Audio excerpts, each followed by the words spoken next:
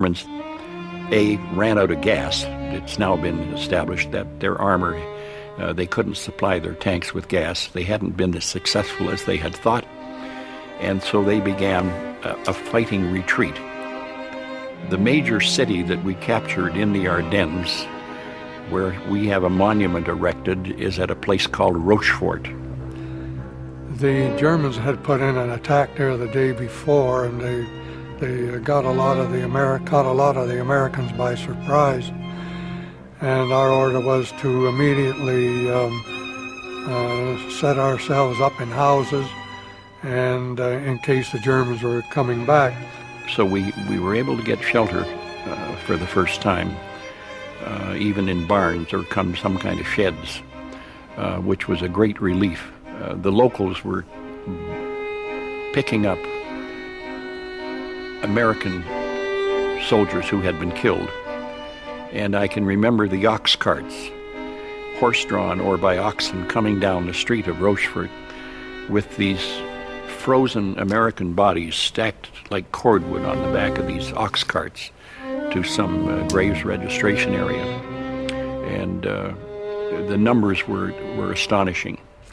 We advanced until we came under fire from German positions, and we called in artillery on them, and then we get ready to make a major attack on their position, and we find out they'd retreated. So we would take their former position, and then the same procedure would follow. And so we went from village and town to town, staying right behind them. It all came under control a few days after the battalions had arrived, and we moved up towards an area of a town called Marsh. And along that route, there seemed to be complete havoc. The roads were just black ice, and it was most difficult to keep the transports that were moving the troops up into position on the road. As I mentioned, the cold was just fierce. Trying to keep from freezing was very difficult. Lots of guys pulled out with frozen feet and frostbite. Our major problem was to really clear several American bodies. When I say several, I mean a lot, from the open ground near the town of Marsh, where the Americans had attacked over wide open ground, and their tank support was not up to par with the German armor, and there were a tremendous number of casualties. One of the things that we ran into on our way up to Marsh was the town of Band. And a young woman brought in a little sister who had some medical treatment, and we fixed her up. And she was very, very thankful and so on. But one day the next day she came in and said, I wonder if I would go with her to see, to some place where her brother had been missing. And we found that on a night patrol, a basement of a house that had been bombed out was full of Belgian bodies. The Germans had shot them in the head or the back of the head in reprisals. We had captured this area, and then the Germans had recaptured it. And when they recaptured it, they, of course, took all these hostages of mostly young men who they thought had sort of betrayed them and did things, and took them and just brutally murdered them.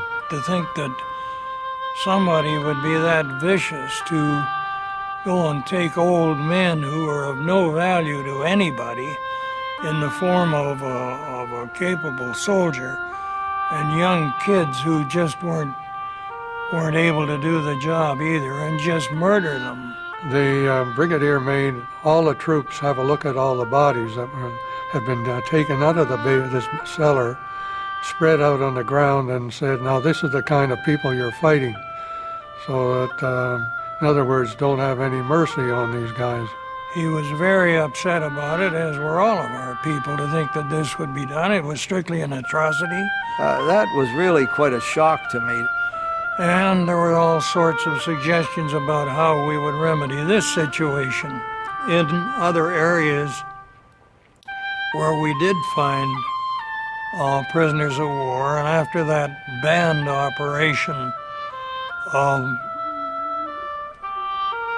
trigger figures became almost itchy. I'd never really seen anything like this before. After even dealing with all the wounded and dead of our own people, this was actually a terrible, brutal murder. It was a pretty sad scene, all right. We were gradually moved off to the north. The Air Force was able to move again because the air started to clear and air support came down, and as a consequence, the German armor took quite a bit of a beating, and that was when we were moved up to Holland. Holland was interesting. It was funny in a way. They truck us from the Ardennes into Holland, and whatever it was, diarrhea hit the whole battalion. And it was funny that the trucks would stop on the side of the road about every hour for a maybe 10-minute break, and everybody would pile out of the trucks and down the pants in the snow, and a whole column of trucks, guys in the snow, relieving themselves. There is a photo around, but I've never been able to get my hands on it. And you'd have 4 bare behinds hanging over the tailgates of trucks going through these Belgian villages, and I thought, what a way to fertilize fields. We were on the Moss River and sent patrols over to the German side, and the Germans sent patrols back to us, and so periodically there was fighting there. Our brigade commander was big on patrolling, and we just had no rest at all. It was patrol, patrol, patrol. And you make sure that you sort of circumvent a direct meeting with them so that you don't get killed. That's what we're trained to do, is to get in, cut into them, get behind them, and take them out. Capture them if you can. Shoot them if you can't capture them. There was a railroad abutment, and the Germans had blown the railroad bridge into the water. And we could, through the girders, you could see the Germans on one abutment. We were on one and they were on the other. If we fired at them, they fired back, so it got a tendency to keep quiet. And then at the end of, around the end of February, shipped back to England, got reissued new equipment and more men, and then we made the drop over the Rhine. A monument stands in Gonville-sur-Mer in recognition of the sacrifice and valor shown there by members of 1 Can Para. The men of the 1st Canadian Parachute Battalion, the originals who'd survived D-Day and the replacements who'd joined the battalion since, returned to Britain after that brutal but victorious Battle of the Bulge winter. They had 2 weeks' leave. Then, on March 7th, 1945, the paratroopers began training for what would be the last major airborne operation of the war, Operation Varsity, the crossing of the Rhine, the final assault on Hitler's Third Reich. The massive airborne glider assault involved the American 17th Airborne Division and the British 6th Airborne, containing the 1st Canadian Paratroop Battalion. The operation, unlike D-Day's nighttime drop, was launched in broad daylight. The Canadians' mission: to clear the drop zone, to seize a farm on the western edge of the drop zone, to capture the village of Bergerfurth south of the drop zone, and to secure a wooded area near the road between Wessel and Emmerich. On the morning of March 24, 1945, 18,000 troops in 1,890 aircraft, 1,300 gliders, and with 900 aircraft flying protection, embarked on Operation Varsity.